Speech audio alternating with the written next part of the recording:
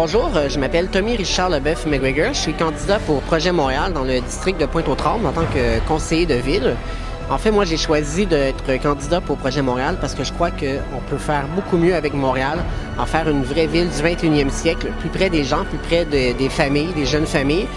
La raison pour laquelle j'ai choisi Projet Montréal, c'est parce qu'il s'agit d'un parti qui partage les mêmes valeurs que moi, c'est-à-dire des valeurs qui améliorent le sort des familles à Montréal, des aînés, qui pensent au transport en commun, qui veut une harmonisation, une meilleure harmonisation des travaux routiers. C'est des personnes qui sont engagées. C'est pas seulement une personne, mais c'est toute une équipe et qui ont à la tête Valérie Plante. Quelque chose que Montréal a besoin maintenant. On a besoin vraiment d'un sens de communauté et de vraiment être là pour nos citoyens, pour nos résidents de Montréal. J'apprécie beaucoup l'appui que Mme Valérie a donné à notre équipe. Valérie Plante, c'est quelqu'un que j'admire beaucoup, son courage, sa détermination. Et je crois aussi que Valérie Plante est la femme idéale pour être la première mairesse de l'histoire de Montréal. Je la souhaite aussi une très belle campagne. Le fait de mettre le citoyen au cœur des réformes et des politiques, en soi, du Projet Montréal, fait que le citoyen n'est plus seulement un outil qu'on utilise à chaque 4 ans pour pouvoir se faire élire, mais qui est au centre des décisions de la collectivité.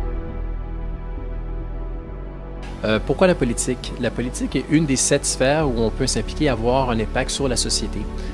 J'ai pour autant dire que si je veux voir un changement en soi, je dois m'impliquer, d'où la raison que je me présente comme conseiller d'arrondissement pour Rivière-des-Prairies. Donc on voit bien le programme de Projet Montréal, mais en quoi Projet Montréal se distingue des autres partis? Ils sont à l'écoute en soi des besoins des concitoyens et des concitoyennes. On sent qu'il y a un dialogue, donc c'est pas un monopole où on n'a pas de réponse forcément aux questions.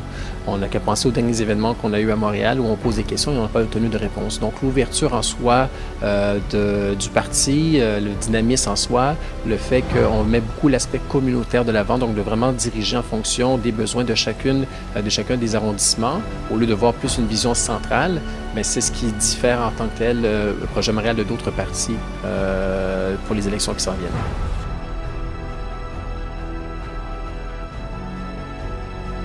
Le premier, c'est le transport collectif, donc la fameuse ligne rose qu'on veut en tel avenir dans l'est de Montréal. Deuxième priorité, on veut garder les familles à Montréal.